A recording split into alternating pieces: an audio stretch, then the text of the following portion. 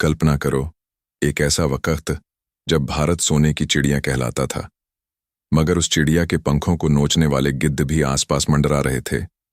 सत्ता लालची थी, राजा विलास में डूबे थे और प्रजा की आवाज कहीं खो चुकी थी।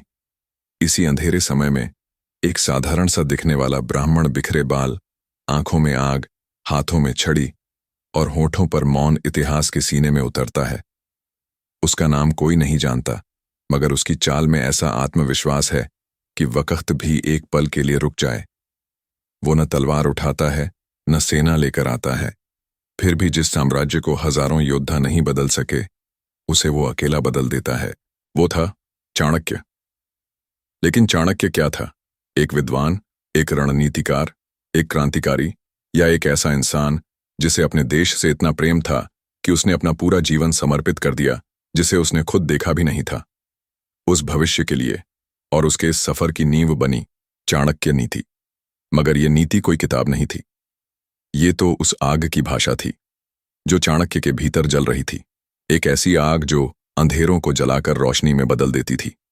और दोस्तों, यही आग, यही नीति, यही जीवन बदल देने वाले विचार हम एसडी स्टोरी के माध्यम से आप तक लाने जा रहे हैं। एक ऐसे अंदाज में जहां इतिहास केवल पढ़ा नहीं जाता, महसूस किया जाता है।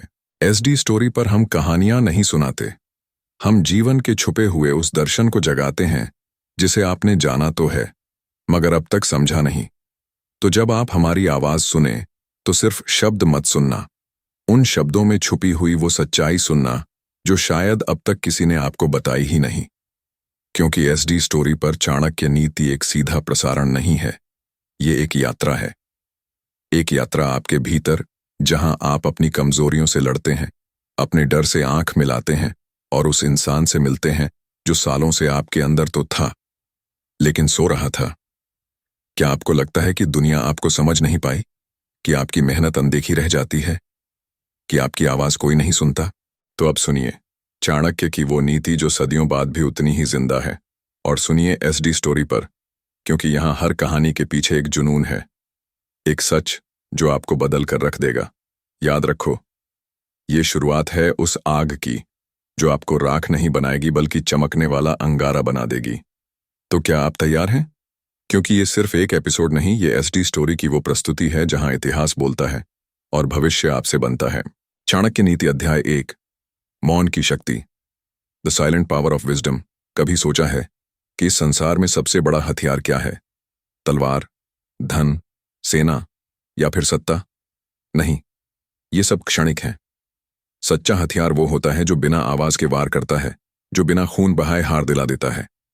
और वही है बुद्धि, विवेक और नीति। चलिए आंखें बंद करिए और कल्पना कीजिए, एक ऐसा समय जब भारत अखंड था, लेकिन भीतर ही भीतर सड़ रहा था। राजाओं की महत्वाकांक्षाएं, मंत्रियों की गद्दारी और आम जनता की चुप्पी। उसी समय इतिहास के पन्नों से एक आवाज उठी, शांत पर शक्तिशाली। वो आवाज थी चाणक्य की। चाणक्य एक सन्यासी, एक शिक्षक, एक राजनीतिज्ञ और उससे भी बढ़कर एक ऐसा चिंतक जिसने न सिर्फ एक सम्राट को गढ़ा बल्कि पूरे भारत की तकदीर बदल दी। आज मैं आपको चाणक्य नीति का वो पहला अध्याय सुनाने जा रहा हूं जो सिर्फ शब्द नहीं है, वो एक चेतावनी है, एक सीख है और सबसे बड़ी बात एक रास्ता है जो अंधकार से प्रकाश की ओर ले जाता है। जब जीवन कठिनाइयों से भर जाए, जब अपना भी पराया बन जाए और जब हर ओर केवल असमंजस हो, तब इंसान की असली परीक्षा होती है। और यही चाणक्य हमें पहले अध्याय में सिखाते हैं, कैसे बने पत्थरों के बीच खिला हुआ कमल। एक दिन मगध के एक युवा ने चाणक्य से पूछा, आचार्य, क्या ये जरूरी है कि हमें हर परिस्थिति में शांत रहना चाहिए? क्या हर अपमान को सह लेना चाहिए? चाणक्य मुस्कुराए, जैसे वो पहले ही जान चुके हों कि ये प्रश्न कब और कैसे आएगा।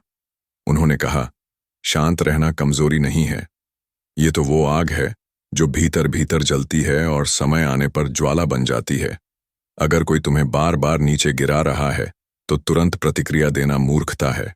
धैर्य रखो, क्योंकि जब सिंह भी हमला करता है तो पहले पीछे हटता है। वो चुप हुए, लेकिन वो चुप्पी भी एक शिक्षा थी। तब उन्होंने आगे कहा, याद रखो, शेर को यह साबित करने की जरूरत नहीं कि वो जंगल का राजा है। वो चुपचाप रहता है, लेकिन जब दहाड़ता है तो पूरा जंगल थर्राता है। आजकल के जीवन में हम सभी किसी न किसी रूप में उस जंगल में जी रहे हैं। किसी के लिए बॉस जंगल का शेर है, किसी के लिए रिश्तेदार, तो किसी के लिए समाज। पर असली बात यह है, आप किस रूप में हैं? क्या आप भीड़ में एक मूक दर्शक हैं या भीतर से एक जागृत चाणक्य? चाणक्य की नीति यही कहती है, समय से पहले चमकना दीपक को बुझा भी सकता है। बात एक पुराने दिन की है, जब चाणक्य ने देखा कि मगध का सिंहासन गद्दारों के हाथों में जा रहा है। हर तरफ षड्यंत्र था, झूठ था और सत्ता का नशा था, लेकिन उन्होंने कोई हल्ला नहीं मचाया, कोई जुलूस नहीं निकाला। वो एकदम शांत रहे। अंदर ही अंदर उन्होंने एक बीज बो दिया, चंद्रगुप्त नामक बीज। आज हम सबको जल्दी होती है, अभी बदला, अभी प्रतिक्रिया, अभी सफलता। पर चाणक्य पहले अध्याय में यही तो कहते हैं, जल्दी कुछ नहीं बदलता। खुद को इतना शांत रखो कि तुम्हारा मौन भी दूसरे को डरा दे। एक बार किसी ने चाणक्य से पूछा, आप हमेशा शांत कैसे रहते हैं? क्या आपको गुस्सा नहीं आता? चाणक्य ने जवाब दिया, गुस्सा आता है, पर उसे जाहिर करना मेरी हार है। मैं गुस्से को हथियार बनाता हूं और सही समय आने पर उसका इस्तेमाल करता हूं। क्या आज हम ये कर पाते हैं? सोचिए, जब कोई आपको नीचा दिखाता है, क्या आप खुद को संभाल पाते हैं? जब आपकी मेहनत का श्रेय कोई और ले जाता है, क्या आप मुस्कुराकर खुद से कह पाते हैं, ठीक है, वक्त मेरा आएगा? क्योंकि चाणक्य यही कहते हैं, जिसने अपने समय का इंतजार करना सीख लिया, वो कभी हार नहीं सकता। एक और कहानी सुनिए। एक दिन चंद्रगुप्त बहुत गुस्से में था। किसी दरबारी ने उसे अपमानित किया था। उसने तलवार उठाई और दौड़ पड़ा, लेकिन चाणक्य ने उसका हाथ पकड़ लिया। सम्राट नहीं बनना चाहते हो? उन्होंने पूछा।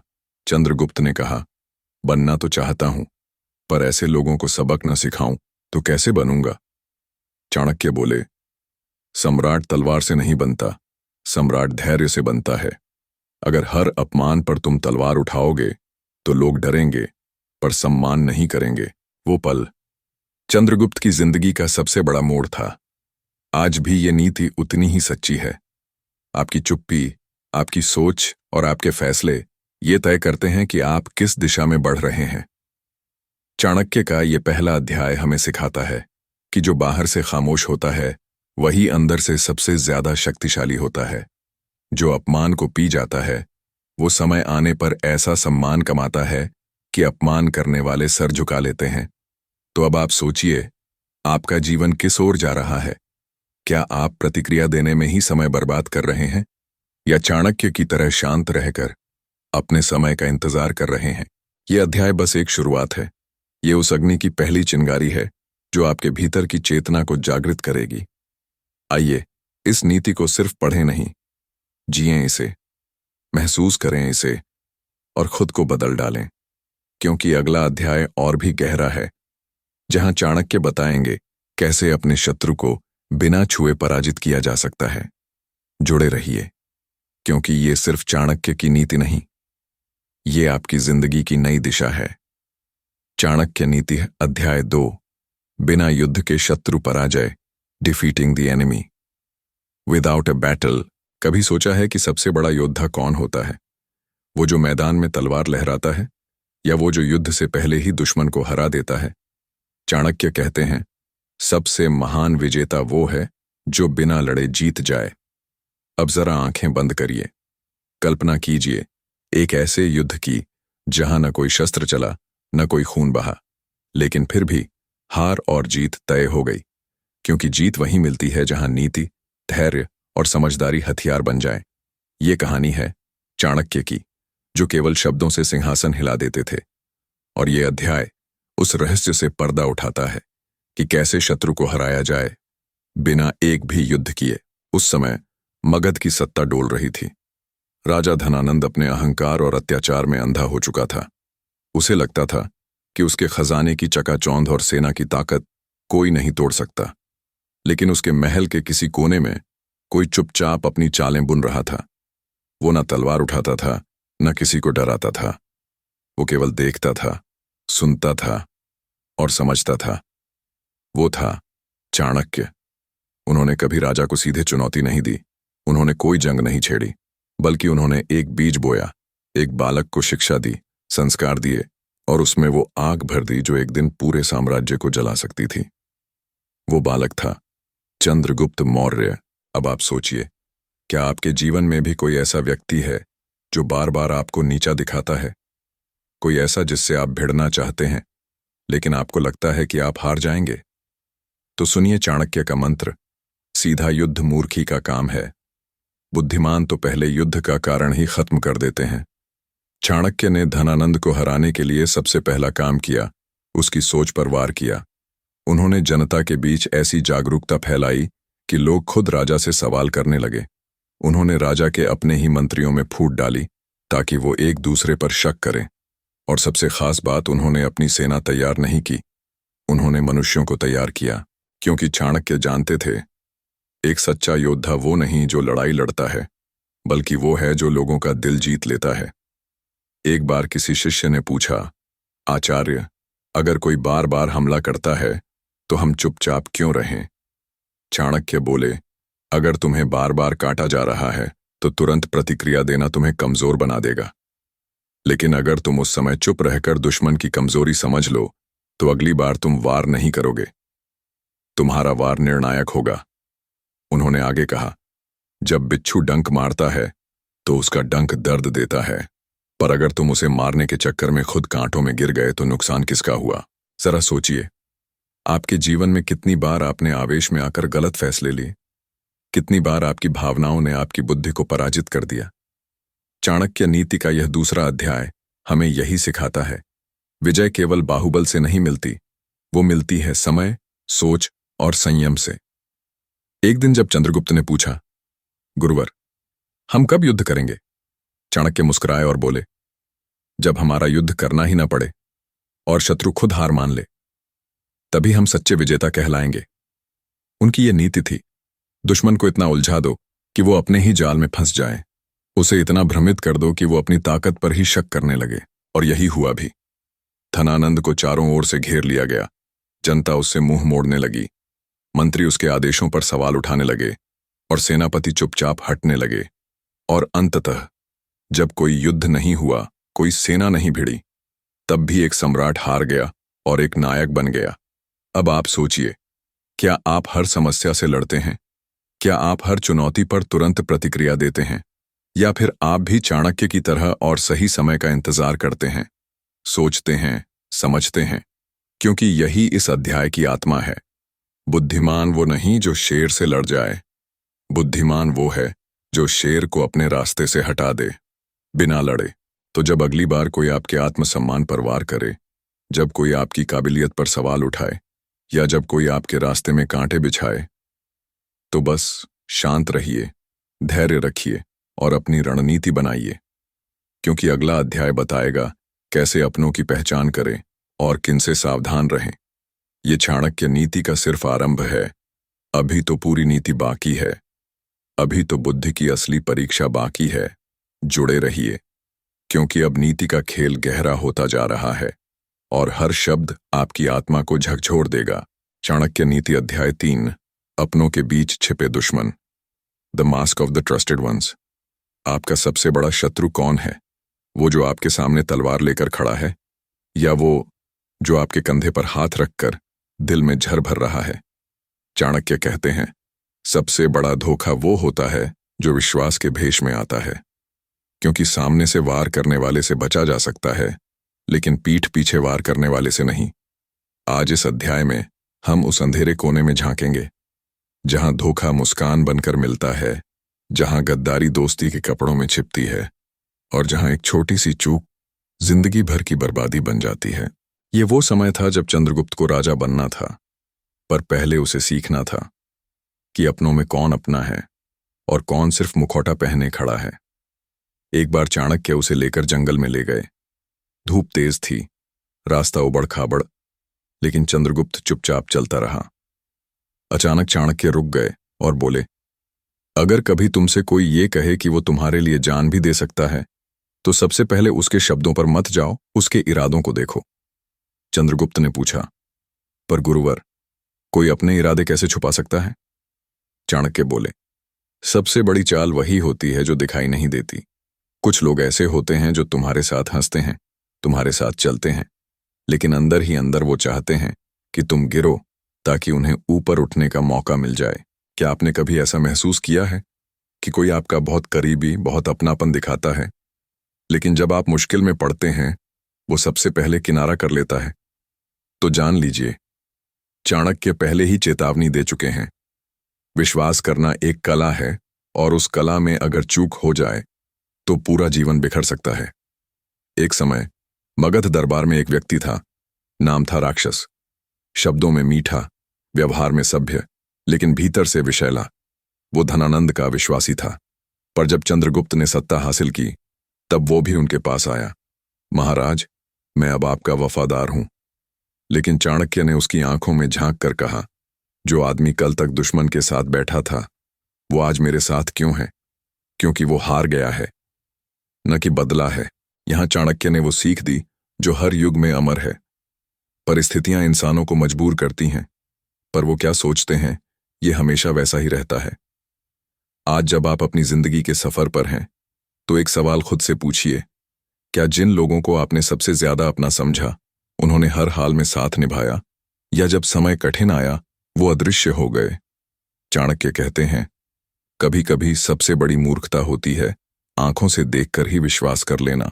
एक और कहानी, चंद्रगुप्त ने एक दिन अपने एक मित्र पर भरोसा करके उसे राजकोष की जिम्मेदारी दे दी। कुछ समय बाद पता चला वही मित्र धीरे धीरे धन चुरा रहा था। चंद्रगुप्त बहुत दुखी हुआ। उसने चाणक्य से पूछा, गुरुवर, क्या सब पर शक करना चाहिए? चाणक्य बोले, शक करना जीवन नहीं है, पर आंख मूंद कर चलना आत्मघात है। हर रिश्ता परखने से नहीं, लेकिन समय पर जांचने से मजबूत होता है। उन्होंने आगे कहा, जो तुम्हारे साथ सिर्फ तब होता है जब सब कुछ अच्छा चल रहा हो, वो रिश्ता नहीं, एक दिखावा है। और जो तुम्हारे साथ तब भी खड़ा रहे जब सब कुछ छिन जाए, वही तुम्हारा सच्चा साथी है। अब इस नीति को आज के जीवन में उतारिए। आज हर कोई दोस्त बनना चाहता है, हर कोई आपकी दुनिया में शामिल होना चाहता है, पर सवाल यह है, कौन आपके साथ तब रहेगा जब सारी दुनिया आपके खिलाफ होगी? इस अध्याय का सार है, अपनों के बीच भी आंख खुली रखो। भरोसा करो, लेकिन आंख बंद करके नहीं। चाणक्य कहते हैं, राजा की सबसे बड़ी हार तब होती है जब वो अपनों में छिपे दुश्मनों को पहचान नहीं पाता। कभी कभी वो लोग जो आपको सलाह देते हैं, असल में वो चाहते हैं कि आप गलत कदम उठाएं। कभी कभी वो जो आपकी चिंता जताते हैं, असल में आपकी कमजोरी जानकर आपको तोड़ना चाहते हैं। इसलिए चाणक्य नीति सिखाती है, हर मुस्कान विश्वास के योग्य नहीं होती और हर चुप्पी धोखा नहीं होती। तो जब आप अपने जीवन में लोगों को परखें तो उनके शब्दों से नहीं, उनके कर्मों से परखें। जब लोग आपको बार बार दूसरों के खिलाफ भड़काएं तो समझ जाएं शायद वो ही असली समस्या है। और जब कोई हर हाल में बिना शोर किए आपके साथ खड़ा हो तो उसे जीवन भर संभाल कर रखिए, क्योंकि वो ही हीरा है, बाकी सब सिर्फ कांच। अगले अध्याय में हम जानेंगे कैसे बनाएं अपने शत्रु को अपनी ताकत और अपने भय को अपनी ढाल। क्योंकि चाणक्य नीति केवल ज्ञान नहीं, ये जीवन को समझने की एक ऐसी दृष्टि है जो आपको हर युद्ध में विजयी बनाएगी। चाणक्य नीति अध्याय 4, डर को शक्ति में बदलने की कला। Turning fear into power. क्या आपने कभी उस सन्नाटे को महसूस किया है जो रात के अंधेरे में दिल की धड़कन से भी तेज सुनाई देता है? वो डर जो किसी तूफान से नहीं आता बल्कि भीतर से उठता है जब खुद पर विश्वास डगमगाने लगे। चाणक्य कहते हैं, डर अगर समझा जाए तो गुरु है, डर अगर स्वीकारा जाए तो ताकत है, लेकिन अगर उसे सिर पर बैठा लिया तो ये सबसे बड़ा शत्रु है। आज इस अध्याय में हम जानेंगे कैसे चाणक्य ने चंद्रगुप्त के भीतर बैठे डर को कुचला नहीं, बल्कि उसे तराशा, गढ़ा और अंत में शक्ति में बदल दिया। वो समय था जब चंद्रगुप्त को पहली बार असली युद्ध भूमि दिखी। घोड़े हिनहिना रहे थे, तलवारें चमक रही थीं और दूर से दुश्मनों की फौज मैदान में कतारबद्ध खड़ी थी। उसने आकर कहा, गुरुवर, क्या मैं तैयार हूं? क्या मुझ में इतनी ताकत है कि मैं इतने सैनिकों का सामना कर सकूं? उसके स्वर में कंपन था, शब्दों से नहीं, आंखों से चाणक्य ने पढ़ लिया। डर। चाणक्य ने कुछ नहीं कहा। उन्हें पता था, जब डर बोलता है तब शब्द नहीं, अनुभव काम आता है। उन्होंने उसे पास बुलाया और बोले, तुम्हारा डर तुमसे यही कहेगा कि तुम हार जाओगे, लेकिन अगर तुमने उससे आंख मिलाई तो वही डर तुम्हारा रथ बन जाएगा और तुम युद्ध में उड़ोगे। अब आप खुद सोचिए, क्या आपने भी कभी किसी परीक्षा, किसी इंटरव्यू, किसी निर्णय से पहले डर महसूस किया? क्या आपके भीतर भी एक आवाज आई, क्या मैं कर पाऊंगा? क्या मैं हार जाऊंगा? अगर सब गलत हो गया तो रुकिए। आज चाणक्य का यह अध्याय आपको उस डर से लड़ने का नहीं, उसे अपनाने का तरीका सिखाएगा। एक बार एक बच्चा आग से डरता था। हर बार जब वो अग्नि देखता पीछे हट जाता। लोग कहते, कायर है ये। पर चाणक्य ने कहा, नहीं, ये बच्चा समझदार है, डर इसकी रक्षा कर रहा है। अब देखना यह है कि क्या ये डर के कारण भागेगा या उसी आग से खुद को मजबूत बनाएगा। वो बच्चा चंद्रगुप्त था। चाणक्य ने उसे उस अग्नि के पास ले जाकर कहा, ये आग है, इसे छुओगे तो जल जाओगे, लेकिन इसका उपयोग करोगे तो ये खाना भी पकाएगी, अंधकार भी हटाएगी। वैसे ही डर है, अगर इससे भागोगे तो ये तुम्हें घेर लेगा, अगर इसका सामना करोगे तो ये तुम्हारे भीतर ऐसा तेज भर देगा कि कोई तुम्हारे सामने खड़ा नहीं हो पाएगा। इसलिए चाणक्य ने नीति में कहा, डर को मिटाने का एक ही उपाय है ज्ञान, क्योंकि डर अंधकार है और ज्ञान उसका दीपक। अब सोचिए, जब आप जीवन में कोई बड़ा निर्णय लेते हैं, नया व्यवसाय शुरू करना, किसी रिश्ते को छोड़ना या एक नई राह पर चलना, क्या डर नहीं लगता? लेकिन उस डर को आप क्या बनाते हैं, दीवार या सीढ़ी? एक बार चाणक्य ने कहा, मैं उन लोगों से नहीं डरता जो तलवार लेकर सामने आते हैं, मैं उनसे डरता हूं जो भीतर ही भीतर खुद से हार चुके होते हैं, क्योंकि ऐसा मनुष्य फिर दूसरों को भी हरा देता है, बस अपनी हार को सही साबित करने के लिए। इसलिए अगर आपको खुद पर विश्वास नहीं है तो सबसे पहले उस डर की जड़ को पकड़ो। डर का कारण कभी बाहरी नहीं होता, वो हमारे भीतर बैठा एक अनुभव होता है, शायद बचपन की कोई बात, कोई हार, कोई अपमान। चाणक्य कहते हैं, अगर तुम डर को पहचान लो तो तुम आधा युद्ध जीत चुके हो। एक रात युद्ध से पहले चंद्रगुप्त सो नहीं पा रहा था। उसने चाणक्य से पूछा, अगर मैं हार गया तो? चाणक्य मुस्कुराए, अगर ये सवाल मन में आया है तो समझो तुम जीत के करीब हो, क्योंकि जो खुद से ये सवाल नहीं पूछता वो अंधा होता है, पर जो डर को समझता है वो हर चुनौती से पहले एक रणनीति बनाता है, और यही बुद्धिमानी है। आज जब आप इस नीति को पढ़ रहे हैं तो खुद से पूछिए, मेरा डर क्या है? क्या आप लोगों की राय से डरते हैं? क्या आप असफलता से डरते हैं? या इस बात से डरते हैं कि कहीं कोई आपको छोड़ न दे? तो जान लीजिए, जो आपको डरा रहा है वही आपको बना भी सकता है। बस फर्क इतना है कि आप उससे कैसे पेश आते हैं। डर को देखकर भागिए मत, उसे बैठाइए सामने और पूछिए, तू मुझे क्यों रोकता है? और तब वो उत्तर देगा, क्योंकि मैं तुम्हारा मार्गदर्शक हूं, तुम्हारी परीक्षा हूं, और अगर तुमने मुझे पार कर लिया तो तुम अजेय बन जाओगे। इस अध्याय की आत्मा यही है, डर को शत्रु मत समझो, उसे गुरु बनाओ, क्योंकि डर वही अनुभव है जो तुम्हें गिरने से पहले सचेत करता है, और अगर तुम उसकी भाषा सीख गए तो तुम भी इतिहास में अपना नाम लिख सकते हो, जैसे चंद्रगुप्त ने किया। अगले अध्याय में हम प्रवेश करेंगे उस संसार में जहां मनुष्य की सबसे बड़ी परीक्षा होती है, लोभ से लड़ना। क्या आप त्याग कर सकते हैं वो चीज जो आपको बहुत प्रिय है? क्या आप काबू रख सकते हैं अपनी इच्छाओं पर जब सब कुछ पाने का अवसर सामने हो? क्योंकि अगली नीति उसी रहस्य को खोलेगी जहां इच्छाएं मोह बनती हैं और नीति का रास्ता त्याग से शुरू होता है। चाणक्य नीति अध्याय 5, लोभ का माया जाल, द टेम्पटेशन ट्रैप। कभी सोचा है कि एक आदमी कितना गिर सकता है सिर्फ पाने के लालच में? कभी देखा है किसी को अपनी आत्मा बेचते हुए, बस थोड़े से पैसे, ताकत या मोह के लिए? अब जरा खुद से पूछिए, क्या मैं कभी ऐसे किसी लोभ में फंसा हूं? अगर जवाब नहीं है तो या तो आप असत्य बोल रहे हैं या आप अभी तक स्वयं को ठीक से जानते नहीं। चाणक्य कहते हैं, मनुष्य के पतन का सबसे पहला कदम लोभ होता है, और सबसे खतरनाक जाल वही है जिसमें सब कुछ पाने का सपना दिखाया जाता है। आज हम उस अध्याय में प्रवेश कर रहे हैं जहां चाणक्य हमें उस माया के जाल से परिचय कराते हैं जिसमें गिरकर राजा से लेकर संत तक सब हार जाते हैं। वो समय था जब चंद्रगुप्त विजयी हो चुका था, मगध की गद्दी पर बैठ चुका था, प्रजा उसकी जय जयकार कर रही थी। पर वही समय था जब सबसे बड़ा संकट चुपके से उसके पास आ रहा था, लोभ का संकट। चाणक्य को पता था शत्रु को हराना आसान है, पर अपनी इच्छाओं को हराना सबसे कठिन।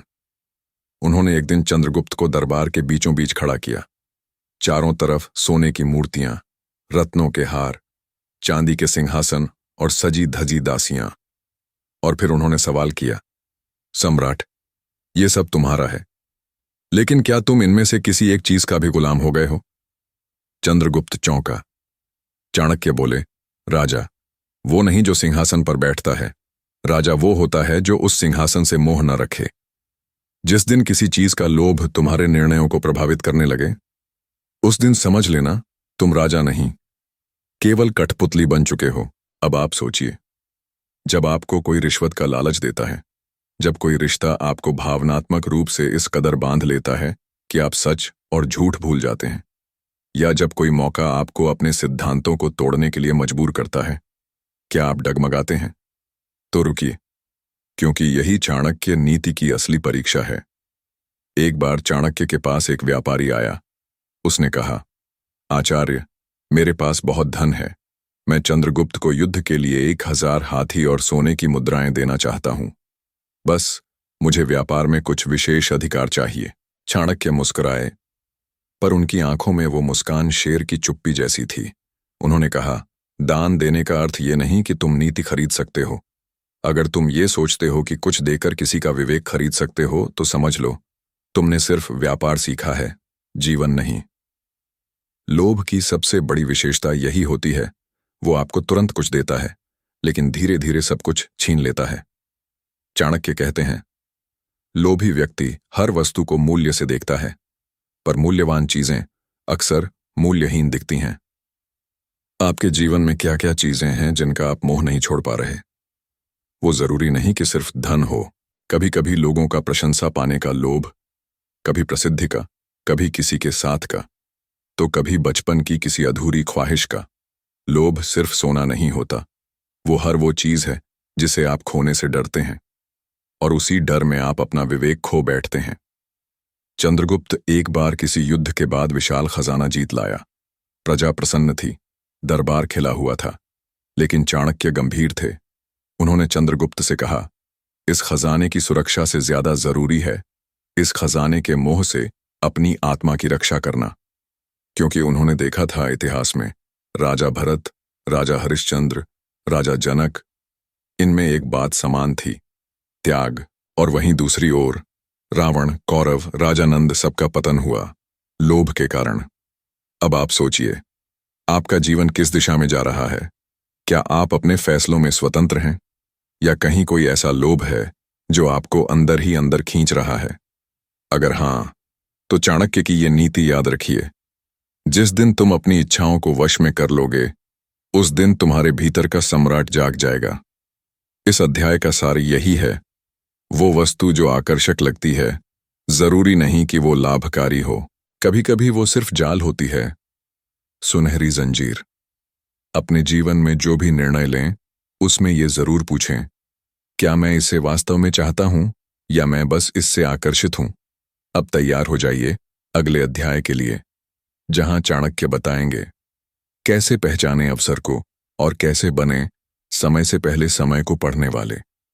क्योंकि जीवन में सफल वही होता है जो सिर्फ मेहनत नहीं करता, बल्कि समय की चाल को भी पहचान लेता है। चाणक्य नीति अध्याय 6, समय की चाल को पहचानो।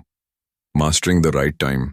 कभी कोई एक क्षण पूरी जिंदगी बदल देता है, और कभी पूरी जिंदगी लग जाती है एक क्षण को समझने में। कई बार आपने महसूस किया होगा कि सब कुछ होते हुए भी कुछ सही नहीं हो रहा। आप मेहनत कर रहे हैं, इरादे भी मजबूत हैं, लेकिन फिर भी परिणाम ठहर गए हैं। क्यों?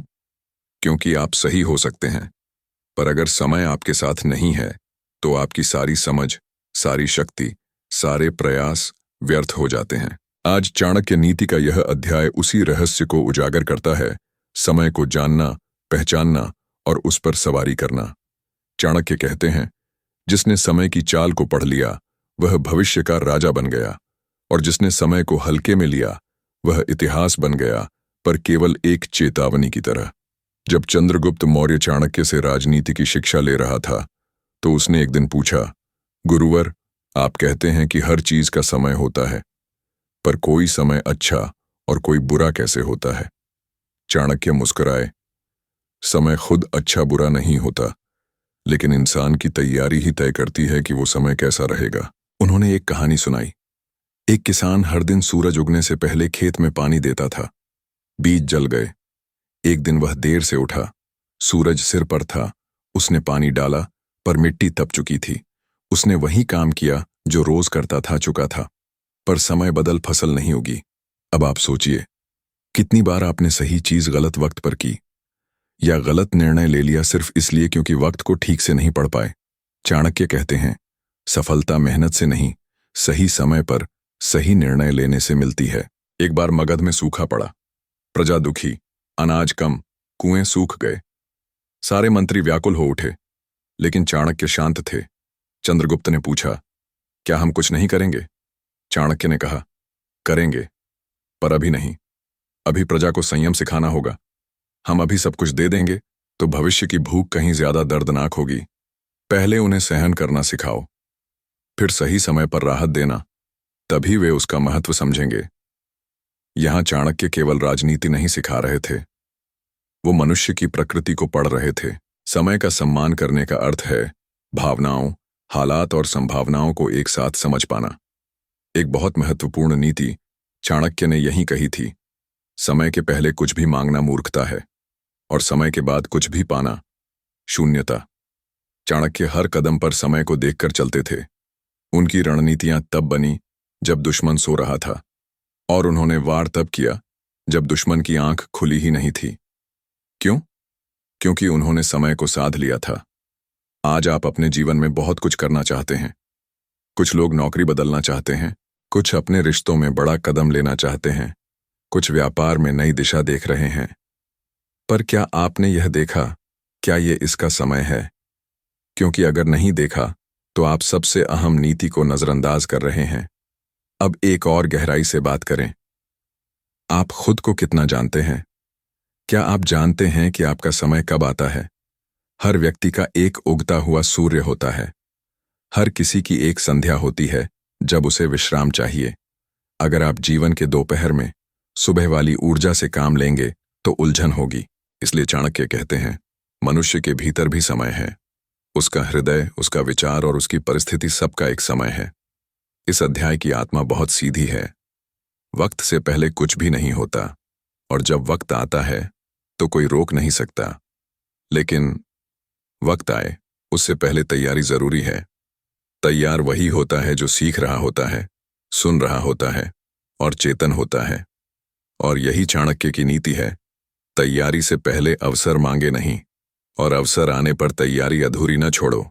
तो अब आप खुद से पूछिए, क्या मैं समय को समझ रहा हूं या बस जिंदगी को धकेल रहा हूं? क्या मैं उस सही क्षण के लिए खुद को गढ़ रहा हूं, या उस क्षण को गंवा दूंगा जैसे पहले गंवाए? क्योंकि अगला अवसर कभी नहीं कहता, मैं आ रहा हूं। वो चुपचाप आता है और बहुत तेजी से चला भी जाता है। अगले अध्याय में चाणक्य बताएंगे कैसे तैयार करें खुद को युद्ध के लिए जब सामने केवल एक ही विकल्प बचा हो, या तो जीत या पूर्ण विनाश। क्योंकि कुछ समय ऐसे आते हैं जहां सिर्फ नीति नहीं, पराक्रम चाहिए। चाणक्य नीति अध्याय 7। जब युद्ध टालना मुमकिन न हो, When war becomes inevitable। कई बार जीवन हमें ऐसे मोड़ पर लाकर खड़ा कर देता है जहां न पीछे लौटने की जगह होती है और न ही किसी को समझाने का समय। बस दो ही विकल्प होते हैं, या तो लड़ो या फिर मिट जाओ। और तब नीति युद्ध बन जाती है और विचार अस्त्र। चाणक्य कहते हैं, हर युद्ध बुरा नहीं होता। कभी कभी युद्ध ही एकमात्र उपाय होता है, जब अन्याय, लोभ, छल और अपमान की सीमा पार हो जाए। इस अध्याय में हम जानेंगे कि कब चुप रहना मूर्खता बन जाती है और कब उठाना पड़ता है शस्त्र अपनी आत्मा की रक्षा के लिए। समय था, चंद्रगुप्त मौर्य अब एक सफल शासक बन चुका था। उसकी नीति, उसकी योजना और चाणक्य की सोच ने मगध को एकजुट कर दिया था। पर अभी भी एक दुश्मन था, एक ऐसा दुश्मन जो किसी एक चेहरे में नहीं था, बल्कि कई मुखौटों में, कई राज्यों में, कई मंत्रियों के भीतर छिपा था। वो था अहंकार।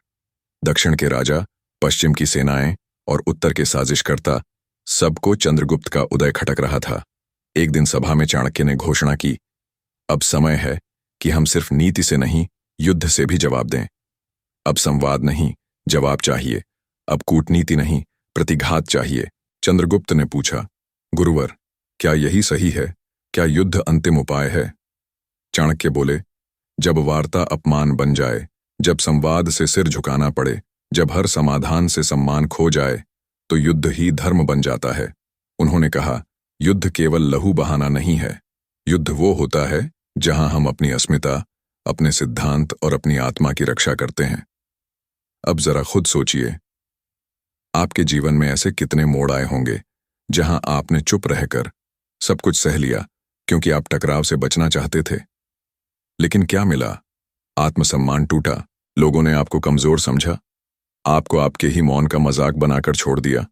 तो सुनिए, चाणक्य की नीति ये नहीं कहती कि हर बात पर लड़ो, लेकिन वो ये भी नहीं सिखाती कि हर अपमान सहो।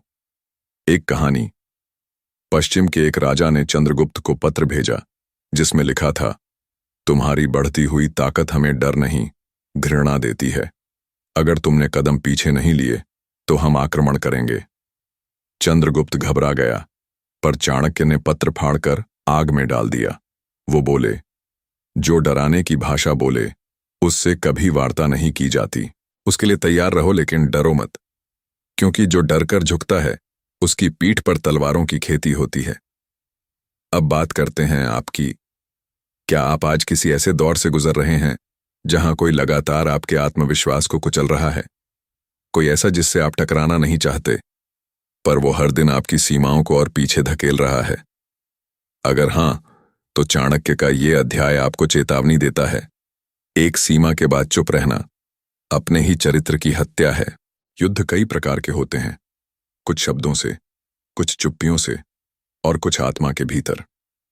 चाणक्य ने कहा, हर बार तलवार उठाना आवश्यक नहीं होता, लेकिन जब सारी राहें बंद हो जाएं और विरोधी आपको मिटाने पर तुल जाए, तो फिर एक ही रास्ता बचता है, रणभूमि। तब तुम या तो विजेता बनो या मिट जाओ, पर झुको मत। उन्होंने चंद्रगुप्त को युद्ध से पहले एक बात सिखाई, तुम्हारा शत्रु बाहर नहीं, पहले तुम्हारे भीतर है तुम्हारा डर, तुम्हारा मोह, तुम्हारा क्रोध। पहले इनसे युद्ध करो, फिर दुनिया तुम्हारे आगे झुकेगी। इस अध्याय की आत्मा यही कहती है, अगर तुम सच्चाई के साथ खड़े हो तो लड़ना तुम्हारा धर्म है, क्योंकि अधर्म से समझौता अपने अस्तित्व से समझौता होता है।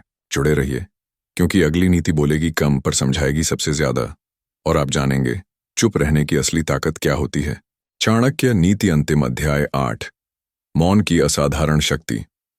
The power of silence. कुछ बातें कहने से नहीं, मौन रहने से गूंजती हैं। कुछ युद्ध तलवार से नहीं, चुप्पी से जीते जाते हैं। और कुछ लोग ऐसे भी होते हैं जो जितना कम बोलते हैं उतनी ही गहराई से दुनिया को हिला देते हैं। चाणक्य, जिनकी नीति पूरे भारतवर्ष की धड़कन बन गई, वो खुद बहुत कम बोलते थे, पर जब भी बोले इतिहास ने करवट ली। इस अंतिम अध्याय में हम जानेंगे कैसे चुप रहकर भी सबसे बड़ी लड़ाइयां जीती जा सकती हैं, और क्यों मौन एक शस्त्र से भी अधिक प्रभावशाली होता है। जब चंद्रगुप्त एक युवा राजकुमार था, उसके भीतर जोश था, क्रोध था और एक बेचैन उत्साह। वो हर बात का जवाब देना चाहता था, हर अपमान का, हर आलोचना का। एक दिन उसने क्रोध में आकर एक मंत्री को दरबार में ही डांट दिया। बाद में चाणक्य ने उसे अकेले बुलाया और बस एक वाक्य कहा, क्या तुम राजा बनना चाहते हो या हर आलोचक का जवाब देने वाला सैनिक? चंद्रगुप्त चुप। चाणक्य ने आगे कहा, सुनो, कभी कभी मौन रहकर जो बात कही जाती है वो 100 शब्दों से अधिक असर करती है। मौन वह गहराई है जहां से आत्मा निर्णय लेती है, और जो व्यक्ति हर बात पर प्रतिक्रिया देता है वो भीतर से अस्थिर होता है। अब आप खुद सोचिए, कितनी बार आप किसी की बात से आहत हुए कितनी बार आपने तुरंत प्रतिक्रिया दी शब्दों में, गुस्से में, भावनाओं में, और बाद में आपको लगा, काश मैं कुछ देर चुप रह जाता, क्योंकि शब्द एक बार निकल जाए तो वे वापस नहीं आते। लेकिन मौन, वो भीतर की सबसे गूढ़ बुद्धिमत्ता का नाम है।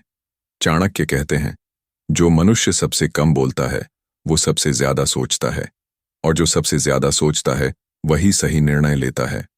मौन सिर्फ चुप रहना नहीं है, मौन वह रणनीति है जहां आप समय को सोचने देते हैं। एक बार चाणक्य के खिलाफ दरबार में साजिश की गई। उन्हें झूठे आरोपों में घसीटा गया, शब्दों के बाण बरसाए गए।